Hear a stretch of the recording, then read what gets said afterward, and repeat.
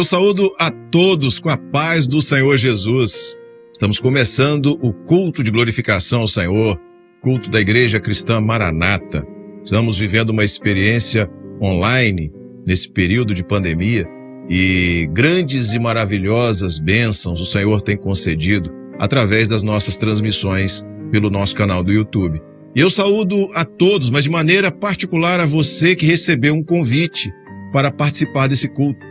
Alguém que gosta muito de você enviou para você um convite, um link, para que você pudesse assistir esse culto, e eu sei que o Senhor vai conceder uma bênção ao seu coração. Deus vai falar ao seu coração no culto dessa noite. Mas nós vamos dar início ao culto com uma oração. É uma oração de clamor, nós vamos clamar pelo sangue de Jesus. E a você que está nos visitando, nós podemos dizer assim, você que recebeu o link, se desejar pode nos acompanhar nesse gesto, ou permanecer como está. Mas a igreja eu convido agora a se colocar de joelhos para esta oração inicial, essa oração de invocação. Nós vamos clamar pelo sangue de Jesus.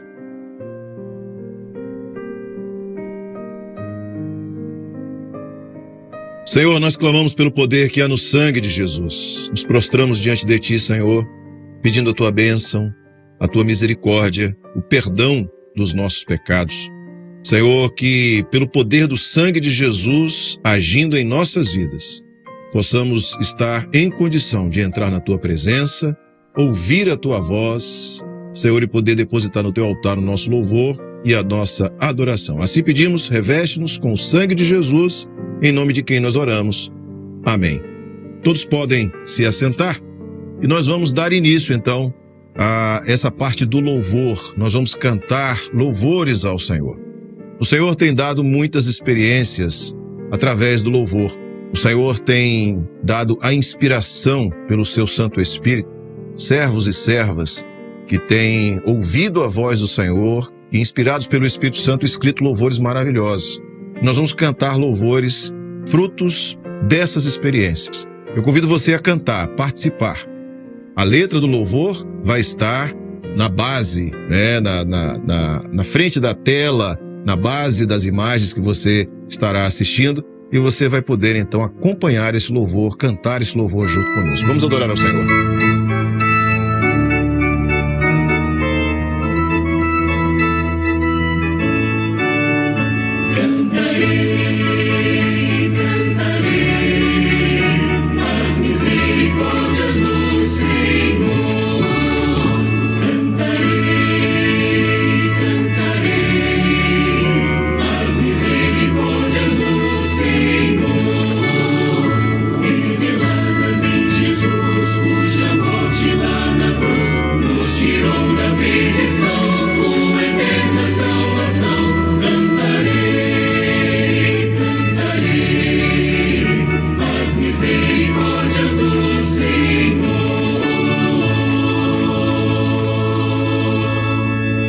Glória a Jesus, louvado seja o nome do Senhor. Como o louvor liberta, como o louvor age nos nossos corações, vamos continuar adorando ao Senhor. Vamos cantar mais um louvor e, na sequência, a palavra desta noite trazida pelo pastor Gedeu Tigueiros. Vamos louvar o Senhor.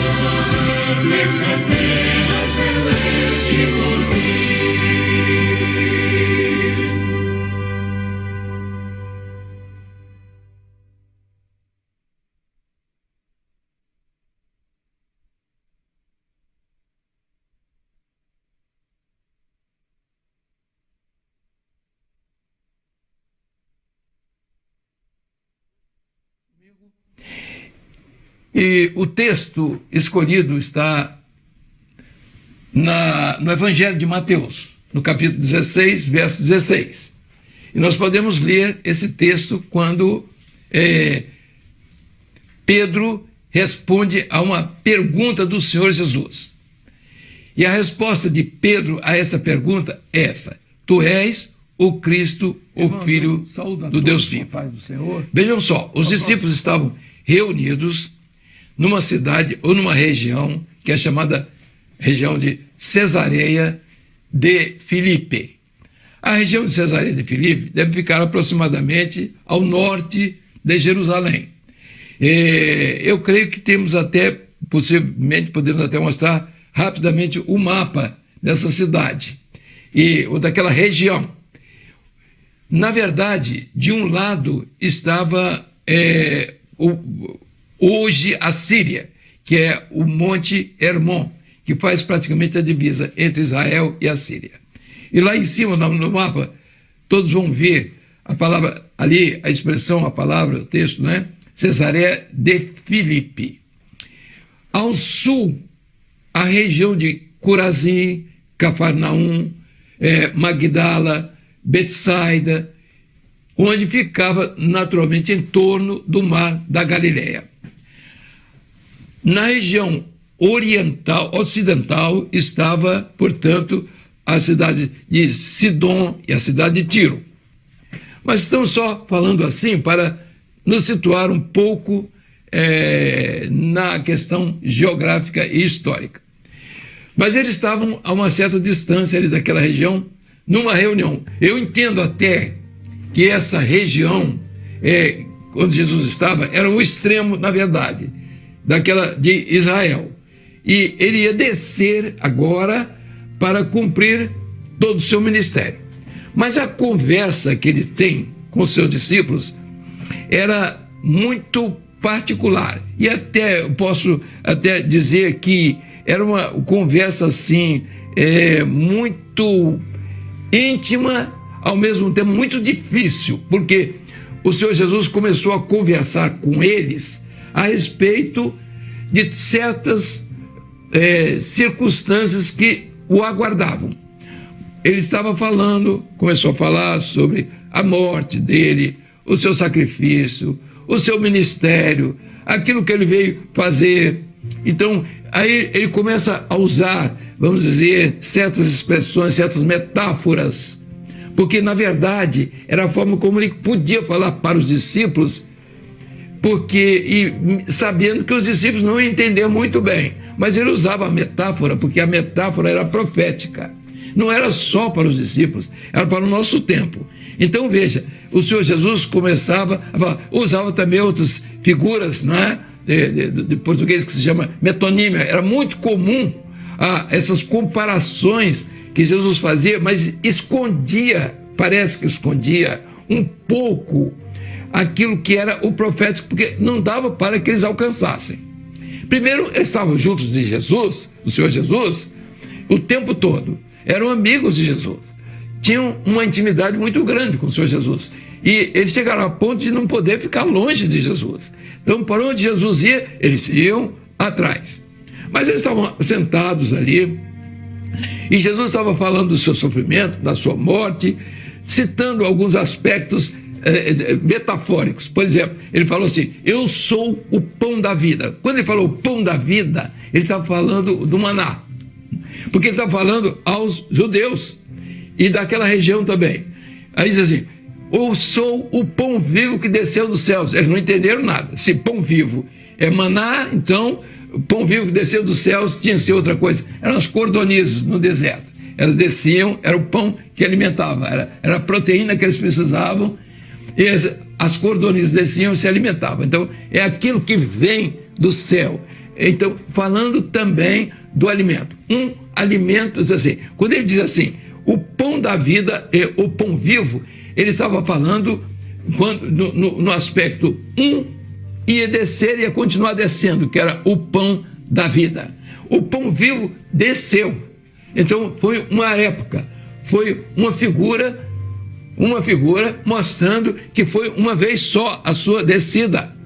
mas o alimento seria permanente da parte dele. Seria o maná e todos os dias eles recolhiam no deserto. Vejam só os irmãos, os pródromos de tudo isso aí, o Senhor Jesus preparando nas conversas os discípulos. E o assunto vai se estendendo. Agora, Jesus faz o seguinte, começa a conversar com eles assim: escuta uma coisa, o que é que o mundo fala a meu respeito? A essa altura, interessante, que alguns deles, diz a Bíblia, que alguns dos discípulos que acompanhavam Jesus, que não eram aquele grupo apostólico, foi embora, recuou, porque ele falava de um assunto que eles não entendiam nunca, que era revelação. Meus irmãos, esse é o grande problema. As pessoas entendem quando você fala em pão da padaria, todo mundo entende.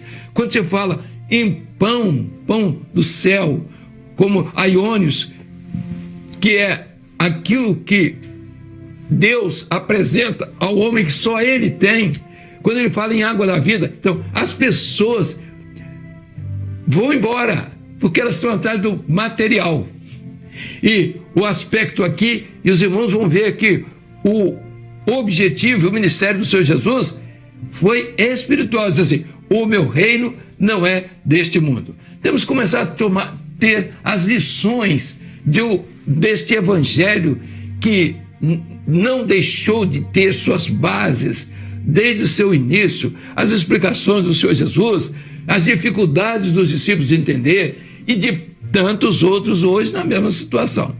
Mas vejam só, continuando então, e Jesus fez a pergunta: que dizem os homens que eu sou? Vocês estão andando aí no mundo, eles me conhecem, sabem o que as pessoas falam a meu respeito, e aí os discípulos começaram a responder. Uns dizem que tu és Elias, outros dizem que tu és Jeremias, um dos profetas. E eles não estavam dizendo nada de errado. Eles estavam dizendo que o povo achava e que eles também achavam. Então, por isso, a designação de Jesus do profeta de Nazaré da Galileia. Esse é o profeta de Nazaré da Galileia. Então, ele era conhecido como homem, exatamente nesse aspecto. Mas o grande significado estava naquilo que era o profético que estava com ele.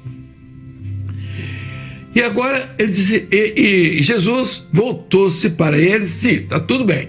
O que o mundo diz a meu respeito está ótimo. Eu sou uma pessoa muito boa, eu sou um profeta, eu faço milagres, eu curo cegos, é isso. E vós, quem dizeis que eu sou? Aí foi a pergunta chave agora aos seus discípulos.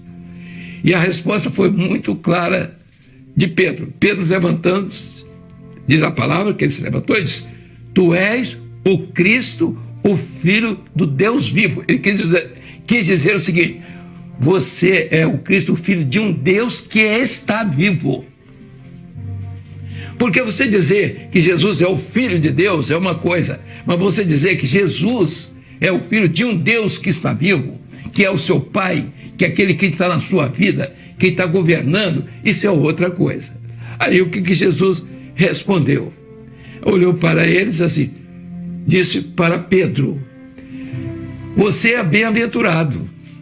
E o texto que diz assim, bem-aventurado, é o texto para nós lermos até, podemos ler, se quiserem, na palavra. Mateus 16, verso 17. Respondendo, disse-lhe: bem-aventurado és tu, Simão Bar-Jonas, porque não foi a carne nem o sangue quem te revelou.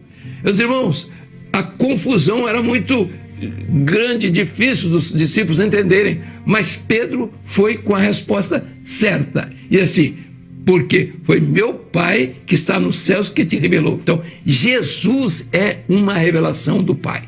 Se o Pai não revelar se Jesus não se revelar, não há salvação. Você pode entender tudo que os discípulos entenderam, e que o mundo entendia, e que entende hoje. Jesus é bom, Jesus nasceu, Jesus morreu, as pessoas são sensíveis, é muito bonito isso. leva aromas e tudo isso, porque Jesus morreu.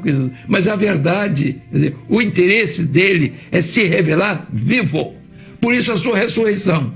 Por isso o Pentecostes, que foi o resultado, foi o batismo da sua morte, aquilo que veio para o homem trazendo vida. E a igreja, ela vive em função disso. Ela vive em função deste projeto do Espírito Santo. A igreja é os que são chamados para fora do mundo. Há um lugar para o crente, que é a igreja fiel. Aqueles que estão servindo ao Senhor. Aqueles que tiveram uma experiência com o Senhor Jesus, a ponto de falar aquilo que Pedro disse: Jesus está vivo. Essa é a grande afirmação daqueles que aceitam Jesus. Ninguém vai aceitar um Jesus morto. Nós respeitamos as pessoas nos seus sentimentos, e nós também, quando se fala em morte, todos têm respeito. Mas o Senhor Deus quis apresentar Jesus vivo ao homem. E foi na sua ressurreição e através do Espírito Santo que ele quis mostrar isso. Mas vejam só, os irmãos. Bem-aventurado és tu, Simão Bar-Jonas. Quando ele fala Simão, porque o nome dele, na verdade, era Pedro.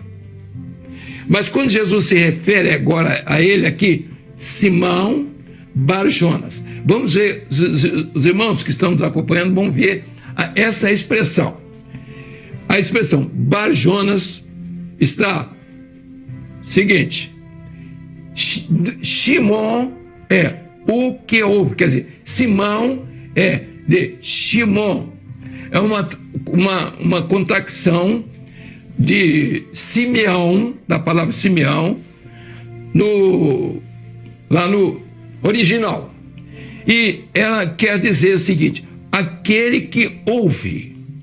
Então, seu nome, você é Simão Bar-Jonas, aquele que ouve. Bar é aquilo que foi gerado. Ioná é pomba, aquilo que foi gerado pelo Espírito Santo. Aquilo, então, Simão Bar-Jonas, quando Jesus, bem-aventurado és tu, Simão Bar-Jonas. Bem-aventurado é você, aquele que ouve, aquilo está sendo gerado pelo Espírito Santo. Interessante que aquilo que Pedro ouviu, gerado pelo Espírito Santo, foi o grande sinal que abre as portas do reino. Interessante que foi a sua grande mensagem. Ele ouviu, o Pentecostes já era profético isso aí. Quando entrou, Jesus ressuscitou, aí veio o Pentecostes. A primeira mensagem de Pedro foi mencionar a respeito do sacrifício de Jesus, daqueles que haviam de crer, mas ele ouviu a mensagem e retransmitiu a mensagem. Então, Simão Bar-Jonas, o que ouve aquilo que é gerado pelo Espírito Santo. A igreja tem o mesmo propósito, o mesmo projeto. Ela tem que dizer aquilo que é gerado pelo Espírito Santo. E foi o grande mistério iniciado naquele tempo no Pentecostes. E vejam só os resultados. Quando Jesus falou isto, né, chamou de Simão Bar-Jonas, ele veio logo com uma promessa: te darei as chaves do reino dos céus. E tudo que ligares na terra será ligado nos céus. E tudo que desligares na terra será desligado nos céus. Então, as chaves do reino. Vejam só, às vezes as pessoas entendem que é uma chave, né? Deus deu uma chave a alguém, ou seja, quem quer que seja, isso é uma questão de cada um entender, né? Mas o texto aqui, a chave aqui é no plural. Então, a primeira chave, ele estava em Jerusalém. Então, ele pregou do cenáculo, onde eles estavam reunidos no cenáculo. Foi daquela comunhão ali. Uma chave ele usou, a primeira chave. E o que aconteceu? Quase 3.000 pessoas se entregaram ao Senhor Jesus. Foi aberto o reino. O reino foi aberto com a primeira mensagem de Pedro. E os 3.000 entraram para fazer parte do reino.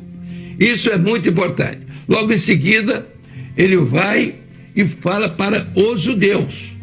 Porque ele vai para o templo, agora ele vai no templo. Primeiro era em Jerusalém, para todas as nações que estavam ali reunidas. Depois ele vai especificamente para os judeus. E logo em seguida a outra chave, quando, na verdade, Pedro, né, foi enviado para Samaria para falar com Cornélio, que era gentio. Então as chaves estão bem esboçadas aí, nos parece claro, para aqueles que entenderam, são as chaves. Então, a promessa é essa: o que você desligar na terra, quando ele fala nisso, vai lá no original, é aquilo que é espiritual. Então, tira o homem da comunhão. É interessante que ele tira, quer dizer, você sai, não é da carne, você sai do corpo, o espírito que é retirado do corpo. Vós sois o corpo de Cristo, vós sois o templo dele. Pode ser individual e pode ser coletivo. Então vejam só, a nossa grande preocupação aqui hoje é falar a respeito exatamente do Filho de Deus, o Filho do Deus vivo, um Deus que está vivo.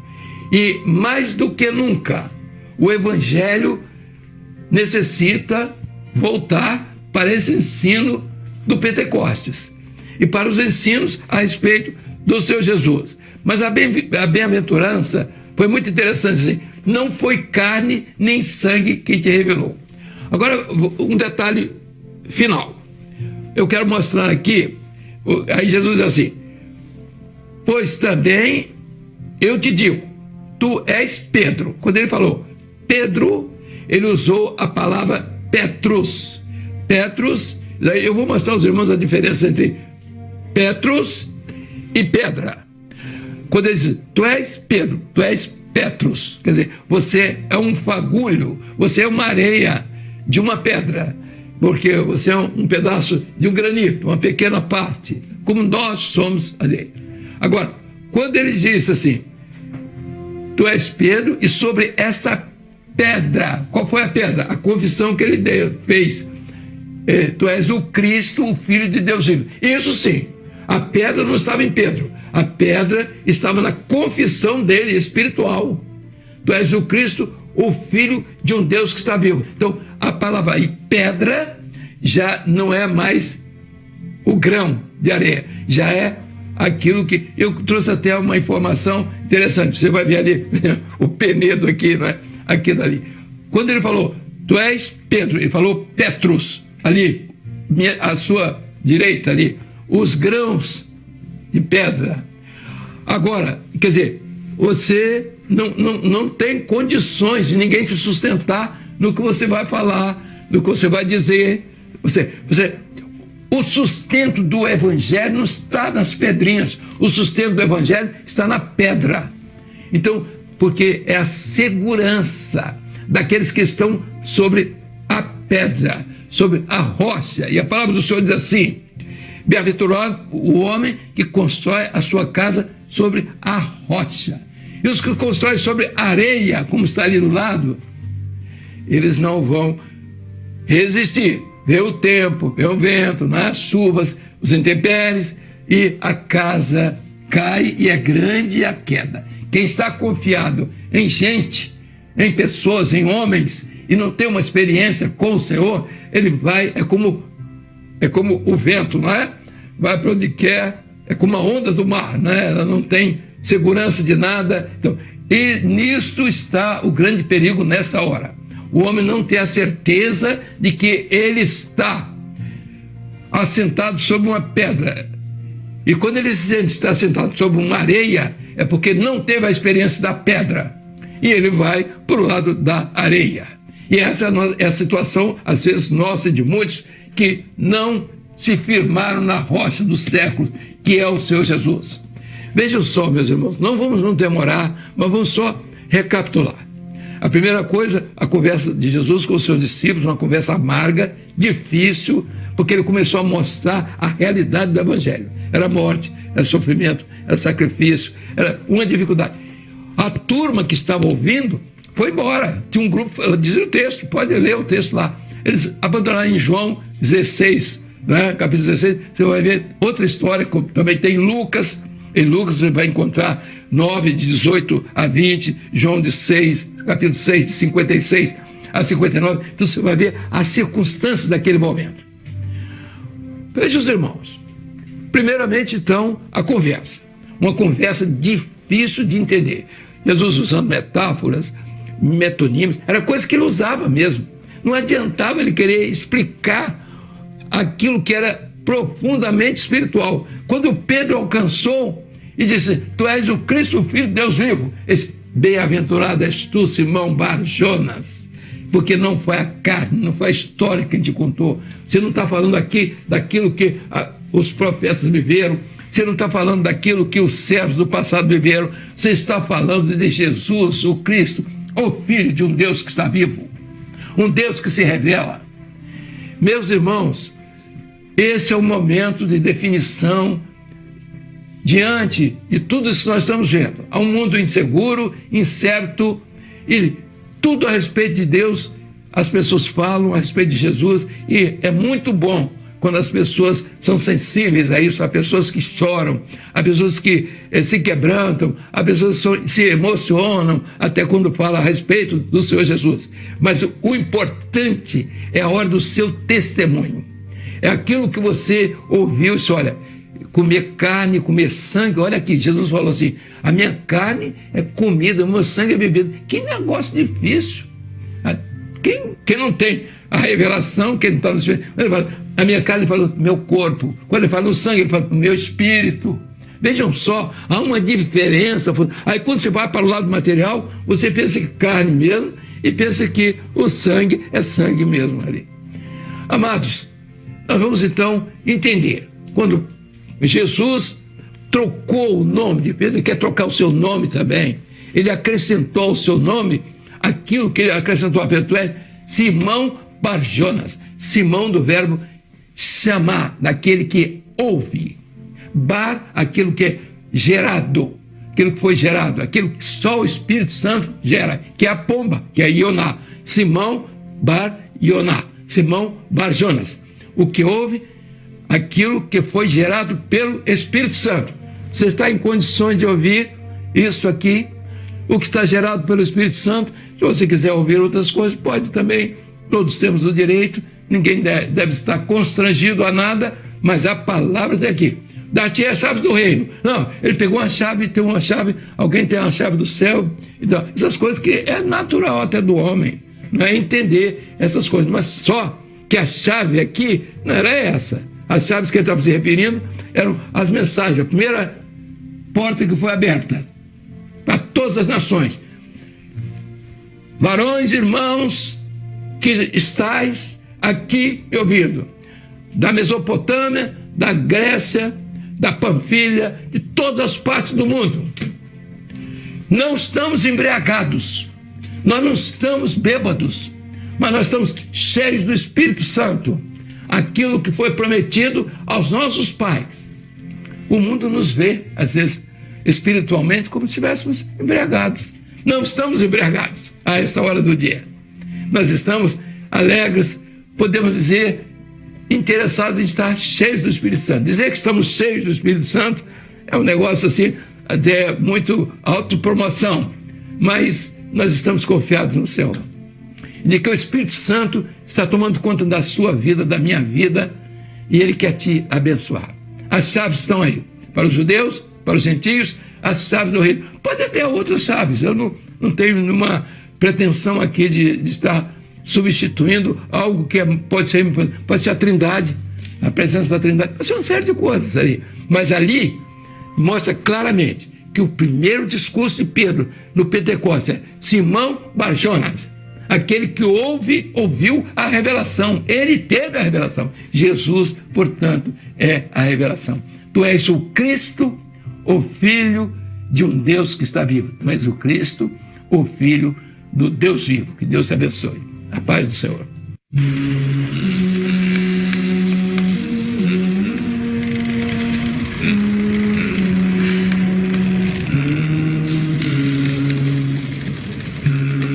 Ecoava dos porões de um navio negreiro uma das mais belas e profundas melodias cristãs da história. A melodia que pode ser tocada nas teclas pretas do piano, provavelmente originária da África Ocidental, revelava o sentimento de um escravo sendo salvo pela graça, também envolvido pela graça de Cristo Jesus, e com o coração arrependido, que o inglês John Newton escreveu em 1779 a letra que se juntou a esta melodia, dando vida ao hino Preciosa Graça. Uma canção que exalta o perdão e a redenção que vem até nós, graças à obra redentora do nosso Senhor Jesus. Preciosa Graça está presente em diversos hinários, coletâneas e corações. E em 1958 foi traduzido pelo compositor e maestro brasileiro João Wilson Faustini. Este hino, um dos mais tocados em todo o mundo, expressa que, em meio ao sofrimento, temos o consolo e a alegria de sermos salvos pela graça.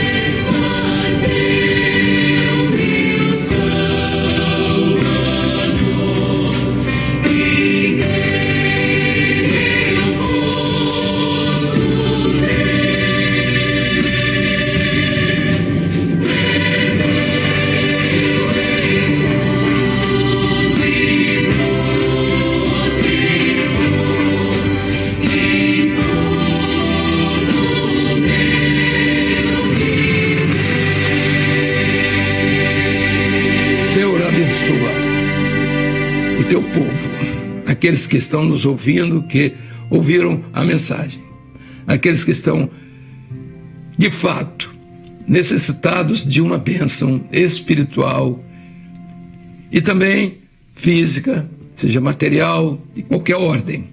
O momento é muito difícil, a escolha muito difícil. Muitos não sabem fazer a diferença, mas que o teu Espírito nessa hora mostre claramente aquilo que é carne e aquilo que é Espírito, aquilo que é corpo, aquilo que é carne, aquilo que é sangue e aquilo que é o Espírito Santo. Senhor, opera agora, para a glória do teu nome, abençoa todos aqueles que estão nas lutas diárias, que eles sejam abençoados, leva-os de volta às suas casas, nos hospitais, nos trabalhos, nas ruas, onde estiver um dos teus escolhidos, preserva para a glória do teu nome. Dá sinais nessa noite, para que todos entendam a palavra que veio de tua parte, para a glória do teu nome. E dizemos ainda, a graça do nosso Senhor e Salvador Jesus Cristo, o amor incomparável de Deus, o nosso eterno Pai, o poder, as santas, doces, eternas consolações do Espírito glorioso do Senhor Jesus, permaneça convosco, amados, e com todo o povo de Deus, agora e para sempre. Amém.